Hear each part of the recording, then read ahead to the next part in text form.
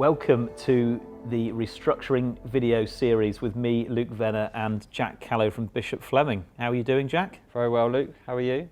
I'm very good, thank you. So we're talking about suppliers today? Suppliers, indeed. Yeah, okay. So the first thing I'd like to say is, it's relatively obvious, and I think it's well appreciated, but a business's relationships with its suppliers is just as important as the relationship with customers. I know everyone gets very excited, we go out and win some revenue, win some client relationships, but suppliers are absolutely fundamental on being able to deliver to those customers. And it's just worth making the point that there's value in having good relationships with your suppliers. So that's the whole supply chain, basically, isn't it? Effectively, yeah. If you recognise that if there's 6, 7, 8 people in the supply chain, then that's the behaviour you should be encouraging all the way down. But obviously, within the realms of what you can control and influence. But yeah, your immediate suppliers and specifically your key suppliers, that relationship, the better you can make it, the more value that will become to you. Why do we care? Well, because we're nice people, of course. That's why we care. But more importantly, is we've already identified what working capital is. We know that current liabilities sit within that, and we need to make sure that our suppliers are being paid when we agree to pay them within that. It's not the answer in terms of improving working capital is not to just pay your suppliers when you like. You stand by your commitments. It's responsible business, but they're a key part of the cog. We know that, and therefore, if they're having problems, we need to do what we can to help them. You're not going to supply your customers, are you? No, exactly. So you said problems then. So what might be the sort of signs of issues with suppliers? Things we see, if you've got payment terms, your payment terms are 30 days, and you get a call, well, we want you to pay in 15 days, 20, or why, that's unusual. We stick to the commitment we've made. You might even get even more aggressive than that. We want cash up front. We want you to use pro forma invoicing is the technical term, where you effectively pay on either receipt or even in advance of your goods. Your suppliers might not actually be able to supply you with the stock that you're used to buying off them. Why is that the case? Are they not paying their customers? And it being alert to that sort of behaviour allows you to have, and having the relationship, it allows you to have the conversation with them and go, look, what's going on? What's the problem?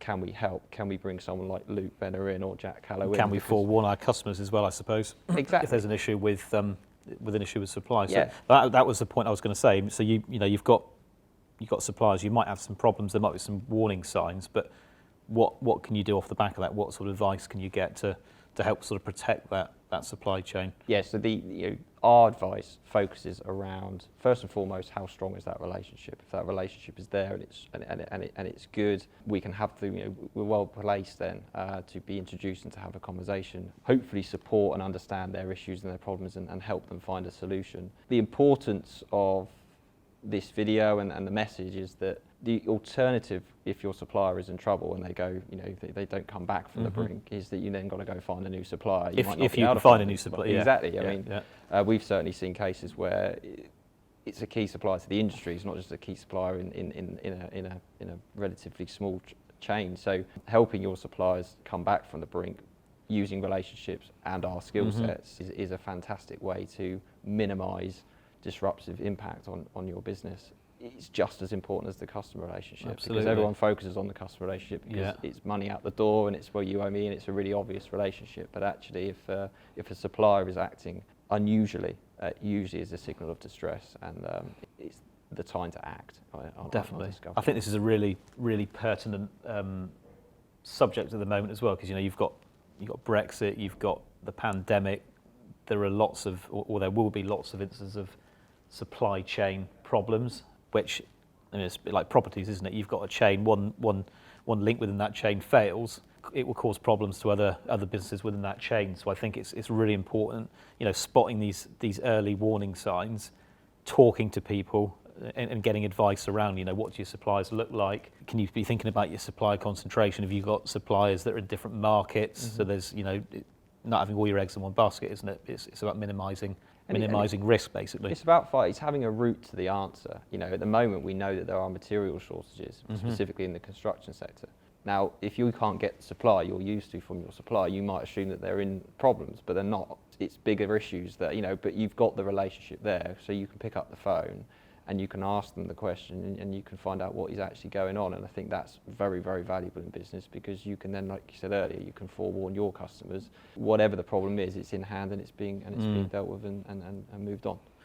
Like I say, price.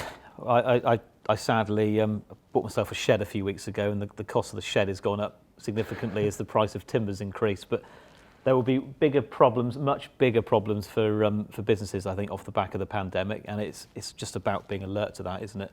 100%. And taking the advice. So there you go. Suppliers are just as important as customers, if you don't already know that. So yeah, thank you, Jack. Thank you very much for watching.